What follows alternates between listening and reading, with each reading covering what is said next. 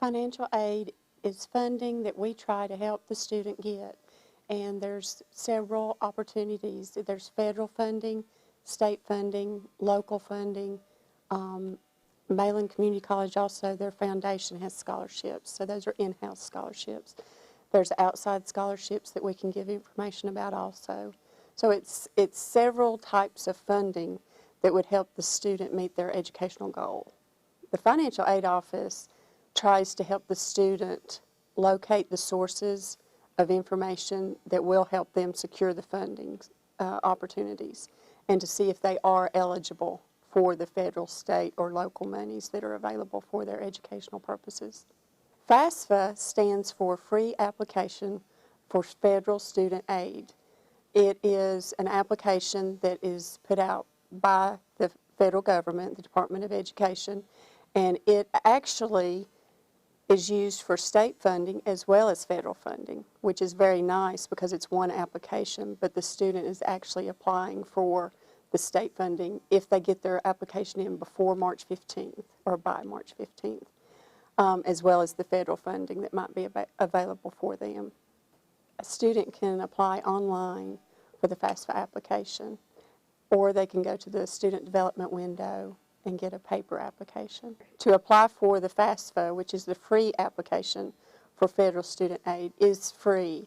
However, there are online websites that the student needs to be cautious about.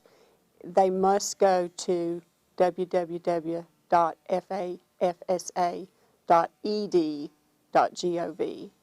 That is the free site that the Department of Education puts out. Mayland Community College students should also try to apply for scholarships. There are in-house scholarships, which would be, you can apply online through the Mayland website, or you could pick up a form at the Student Development Center. The outside scholarships that I would recommend, you can go to fastweb.com, and they will ask you a little segment question answer. They do a profile, and then they tell you what outside scholarships you as the student are eligible for, at least to apply for. So I would highly recommend that as well. I would encourage all curriculum students to apply for financial aid. Even if a student thinks that they're not going to be eligible, it's worth applying because sometimes it might be that they are eligible and it's just a nice surprise and it helps them with their educational goals. The Department of Education does require a student to be in satisfactory academic progress standing, and that is spelled out in our catalog. The student must have at least a 2.0 GPA cumulative when they apply for the financial aid to be eligible. And they also have to have at least a 66% completion rate. And what that means is they have to have at least 66% completed courses of what they've attempted.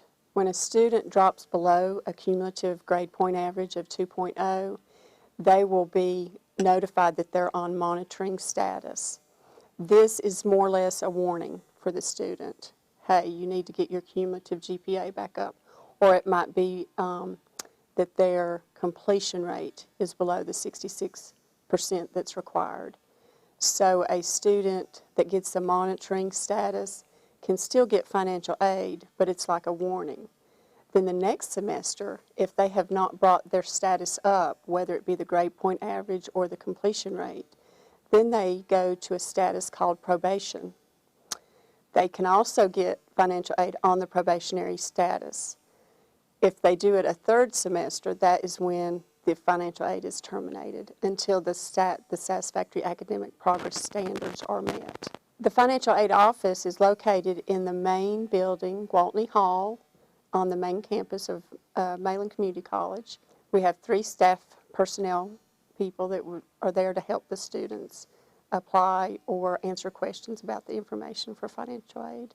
We do have one Veterans Benefits Coordinator.